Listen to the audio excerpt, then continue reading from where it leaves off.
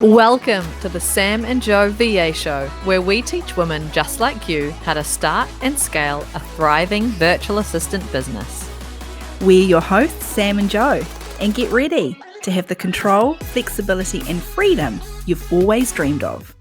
Welcome to episode 121. Should I charge for that?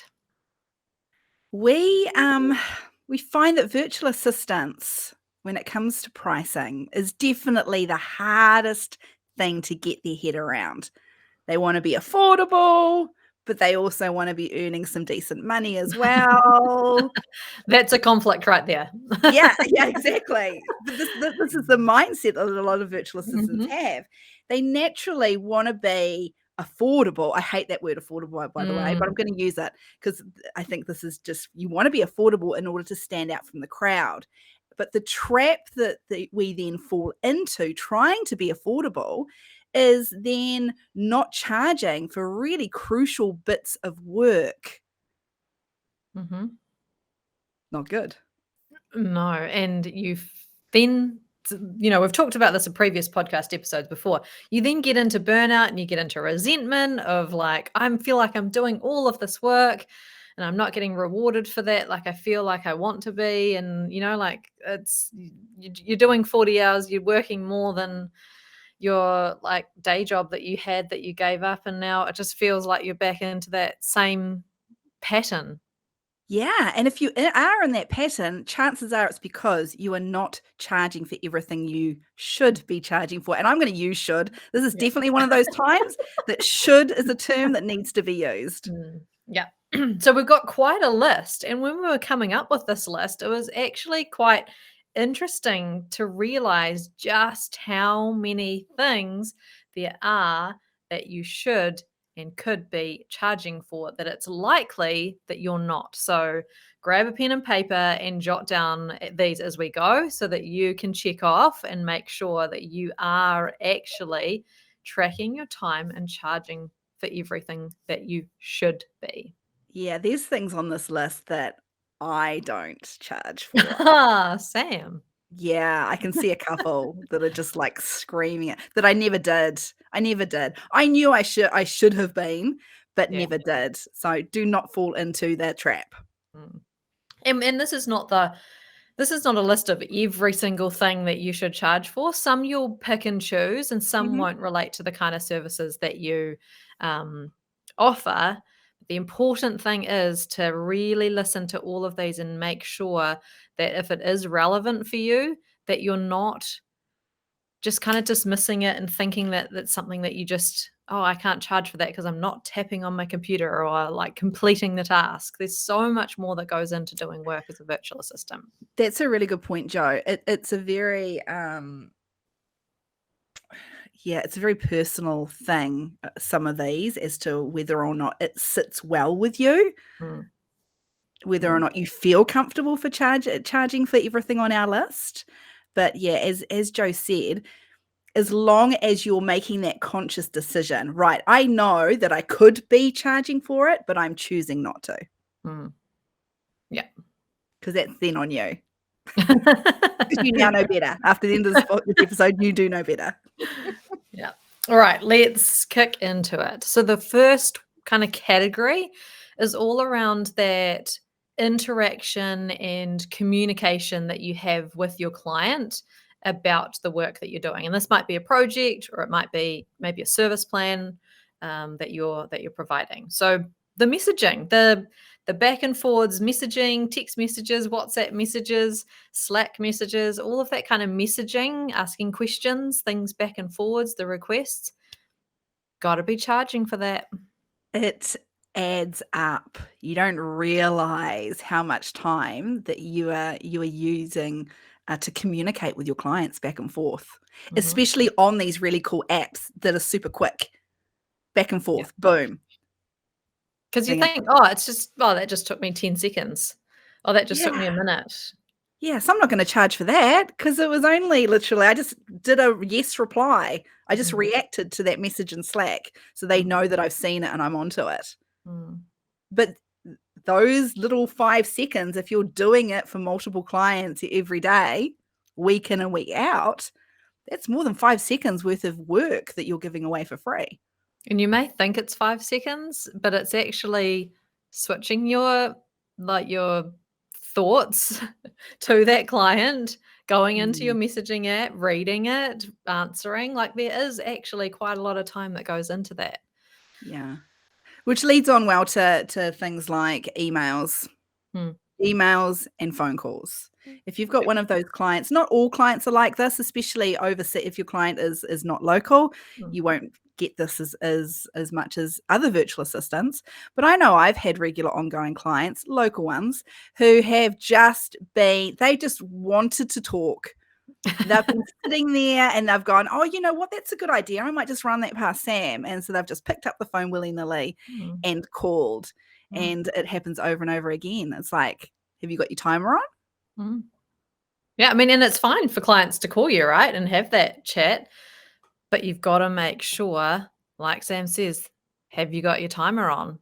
Because that, maybe you do 10 hours a month for a client. If they're going to call you 5 times and have a half-hour conversation, that needs to be tracked. You need to be training that client that time is included in the service plan right from the very beginning.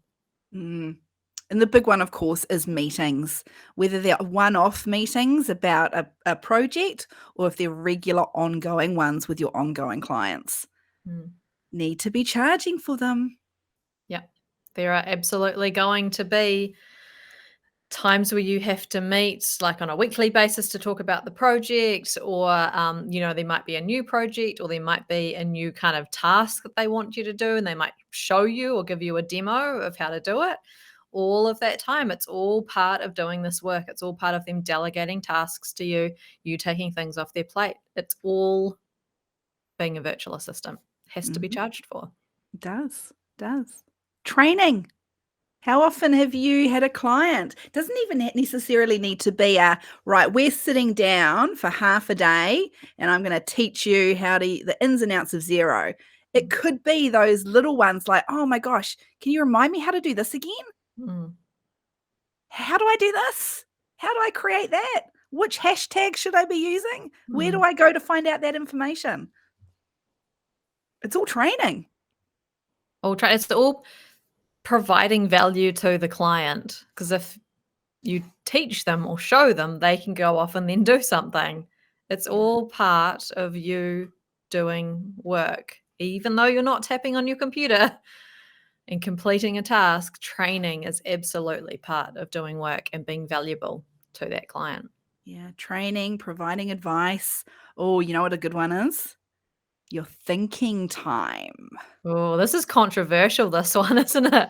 We mentioned this a lot over in the Members Club Mastermind, that, we have a big focus on tracking your time properly, and the thinking and planning time, the time where you're coming up with the ideas, you are figuring out the best way to do something, what could be the best tool to use, all of that thinking, planning time, or like, this is what I'm going to do this week, the event's coming up in 2 months, right, working backwards, what do I need to do? You may not be tapping on your keyboard, but you are absolutely doing valuable work. That means that event or that project or that task is going to go better because you are putting in the thinking and planning time. If you don't do it, you'll do a crap job. So if you do it and you do a great job, that has to be charged for. It's valuable to the client. Absolutely. Especially important if you are a creative virtual assistant. Especially important. Because a lot of your time is researching, thinking, being creative, coming up with cool new ideas, experimenting with colors and designs, and content creation if you're a social media manager. Yeah. Same deal. Yep. All right. Our next one is kind of project related, and especially that kind of creative project.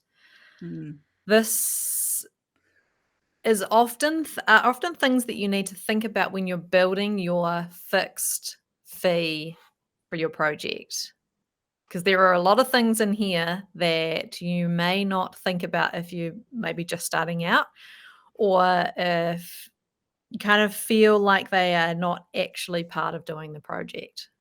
But Yeah. we are here to tell you that they definitely are. The first one is, and we've just mentioned it before, it's the research side of things, the research, the thinking, the creative, new ideas things. We won't go into that again. Another big one, another trap that virtual assistants fall into is not charging for revisions or not putting the boundaries in place as to how many round of revisions you're going to allow the client to have. Mm-hmm. Yeah, all those little, oh, can you just change this? Can you just change this? Can you just change this? That all really adds up. So make sure, like, have you included that in the quote or have you not? Because that then leads into the other one, which is scope creep. Clients will always try to, oh, can you just do this as well? Or can you just add this on? Or, I've had another idea. Can we do this too? And you got to be confident enough to say, absolutely, we can definitely do that. This is outside of the original scope. So, like, I'll ask a few questions and let's like define what this is going to be. And then I'll let you know how much extra it will be. Yeah, simple as that. Simple as that. Starters, you mean to go on with this type of thing? You've got to say it straight away too. Yeah. You can't be like, oh, and then agree to it and then try and kind of undo that and come back with the price. No, you've got to say it straight away. Because once again, it's like I know what the virtual assistant in this situation is thinking. They're thinking, oh, but it's just one extra website page, or it's just a couple of extra colors in their brand palette, or it's just a little bit of engagement on the social media accounts. It's not going to take me that long. I mean, and that's why it's called creep, scope creep, because it's a little bit, but that all adds up to a lot. So make sure you grab that straight away, have that conversation, don't let it creep. Yeah, another trap that creative or projects, another creative virtual assistant would fall into is if they're making purchases, things like graphics or music or fonts or what else, Joe? Anything like that, anything that they're purchasing, are you then on charging it to the client? A special tool that is required specifically for this client's piece of work, something like that. Yeah. And the next one, the next one is the updates on the project. So, like, often when you think about doing a project for a client, you kind of often think of how long is this going to take me?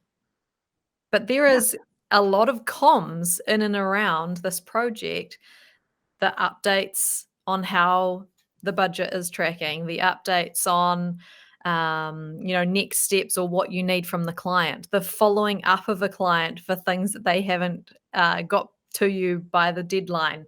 All of those project related comms absolutely needs to be charged for and needs to be built into the quote.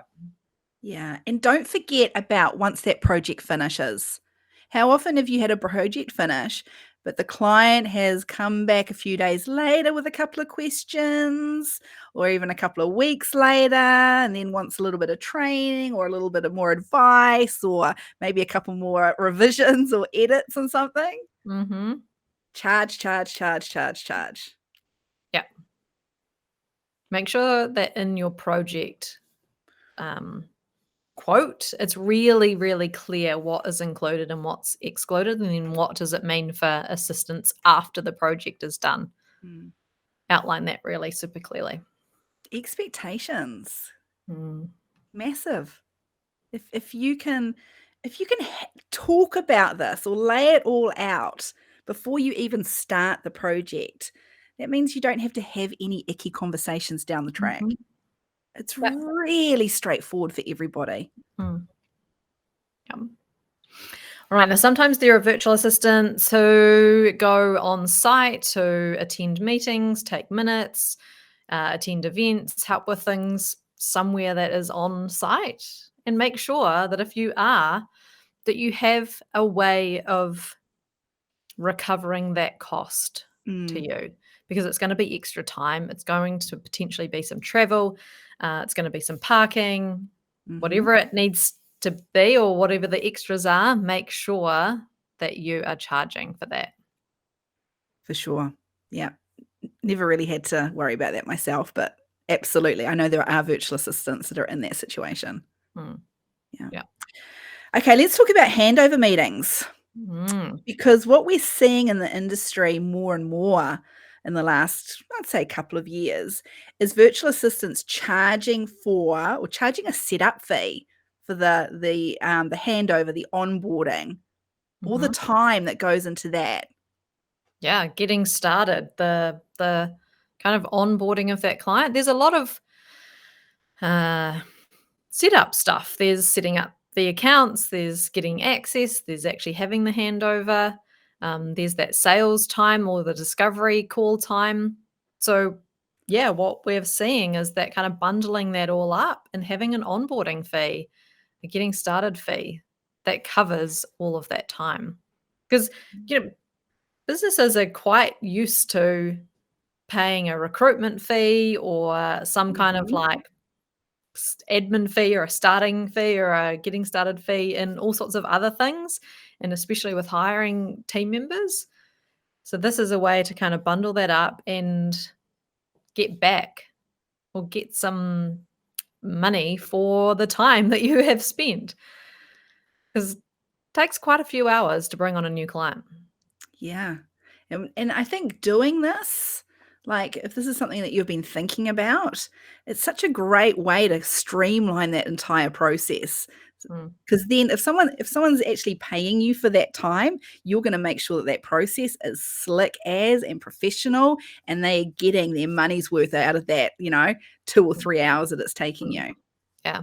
The other benefit of doing this is that by having this onboarding fee separate, it means that you're not using some of the agreed, say, service plan hours for that first month and using that up to do the handover and, getting everything set up and getting access to everything. So it kind of separates that, and then you're not using up those hours.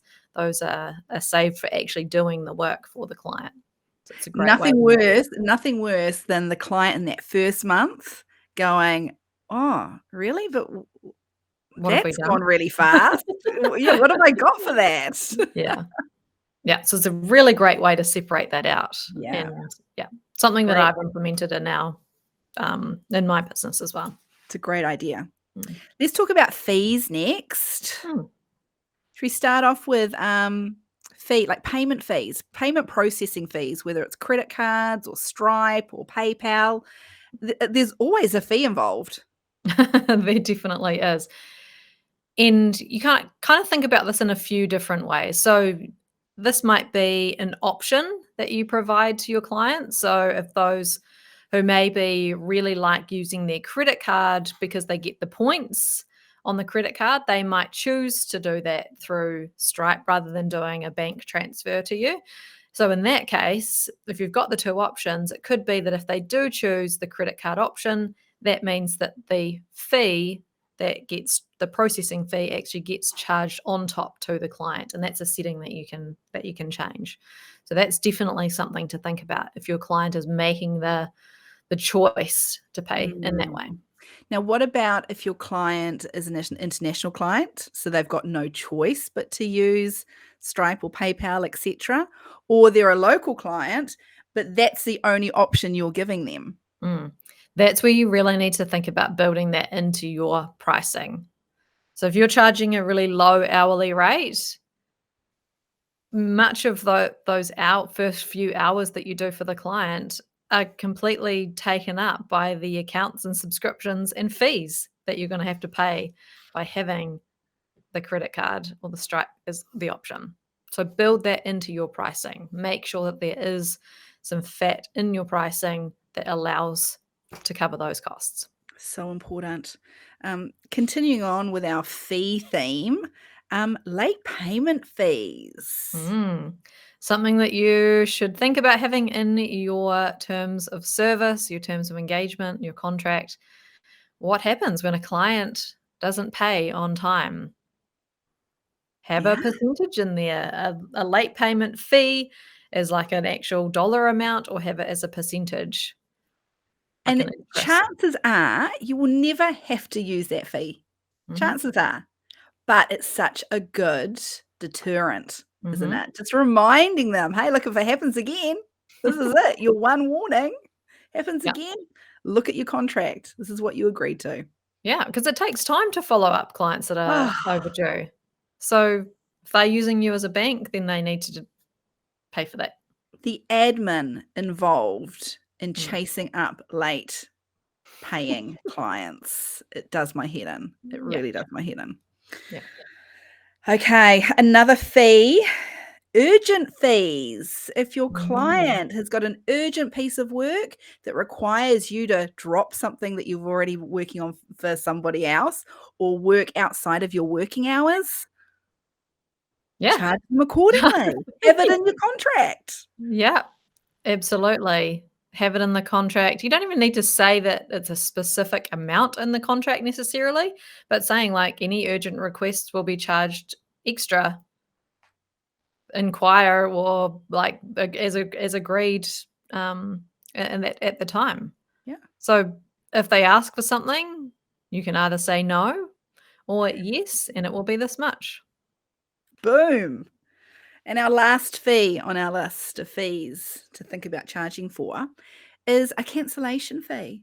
Whether Mm. that's a meeting that you were supposed to be doing a minutes for, or another type of event and a webinar that you were gonna be behind the scenes helping out with. You've Mhm. put that time aside.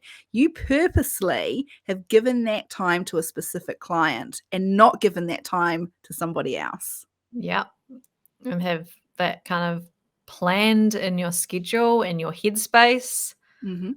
for cancels. Absolutely, an option is the charge. What about projects? Project work, someone's Mm. paid a deposit, you're supposed to start work next week, and they've changed their mind. Yeah, I mean, you had that time aside for them. Hopefully, you've requested a deposit, and you'll see on many things that you pay a deposit for out in the world and business to Mhm. business, there is a cancellation fee. It's an option.